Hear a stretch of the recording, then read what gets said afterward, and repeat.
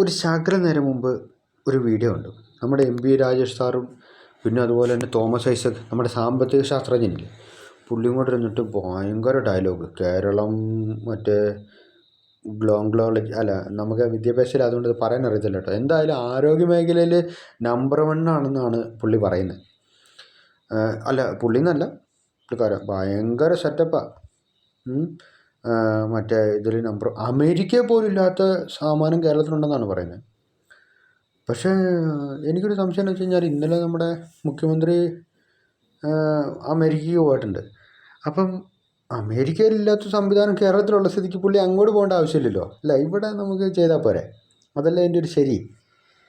പിന്നെ ഒന്നാമതേ ട്രംപനാണെങ്കിൽ മുതലാളിത്തത്തിൻ്റെ പണ്ടാരടങ്ങിയ ഒരു സാധനമാണ്. പിന്നെ ട്രംപൻ ഇസ്രായേലുമായിട്ട് ബന്ധപ്പെട്ട് ഇസ്രായേൽ ഒരു ജാതി പിശാച് പിടിച്ച രാജ്യം. ആ രാജ്യത്തിനെ സപ്പോർട്ട് ചെയ്യുന്ന രാജ്യമായിട്ട് നമുക്ക് ഒരിക്കലും ഒരു ഇത് സാധ്യമല്ല. അങ്ങനെയുള്ളൊരു രാജ്യത്തേക്ക് മുഖ്യമന്ത്രി എന്തിനാണ് ചികിത്സയ്ക്ക് പോകുന്നതെന്ന് ആലോചിച്ചിട്ട് എനിക്ക് ഒരു എത്തും പിടിയും കിട്ടുന്നില്ല.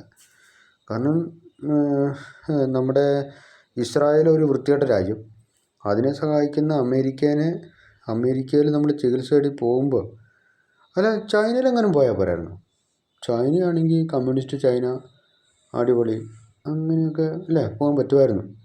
പക്ഷേ എന്തുകൊണ്ടാണ് പുള്ളി അമേരിക്കയിൽ പോയതെന്ന് എനിക്ക് എത്ര ആലോചിച്ചിട്ട് പിടുത്തം കിട്ടുന്നില്ല. പിന്നെ വേറൊരു കാര്യമുണ്ട്, മുതലാളിത്തത്തിൻ്റെ ബൈ പ്രൊഡക്റ്റാണല്ലോ അമേരിക്ക. പിന്നെ നമുക്ക് മുതലാളിത്തമൊന്നും ഇല്ലാത്ത കാരണം കൊണ്ട് അല്ലേ, നമ്മുടെ മക്കളുടെ മക്കളെ ഇവരെയൊക്കെ നമ്മൾ അവിടെ അമേരിക്കയിലൊക്കെ വിട്ട് പഠിപ്പിക്കും. പക്ഷേ നമ്മൾ മുതലാളിത്തത്തിൻ്റെ, എന്നാലും നമുക്കിവിടെ നിലനിൽപ്പുള്ളൂ. അത് കാരണം കൊണ്ട് അത് വളരെ ശ്രദ്ധിക്കണം കേട്ടോ. അപ്പോൾ അതുകൊണ്ട് നിങ്ങൾ അണികളെല്ലാവരും ആരും പഠിക്കരുത്. എല്ലാവരും ഇവിടുത്തെ ഗവൺമെൻറ് ഹോസ്പിറ്റലിലും പിന്നെ ഗവൺമെൻറ് സ്കൂളിലൊക്കെ പോയി പഠിച്ചാൽ മതി. ഞങ്ങൾ അമേരിക്കയിൽ പോയി പഠിക്കും. അത് മുതലാളിത്തത്തിൻ്റെ പ്രശ്നമുള്ള ഇതാണ്. അത് കാരണം നിങ്ങൾ പോകരുത്, ഞങ്ങൾക്ക് പോവാം.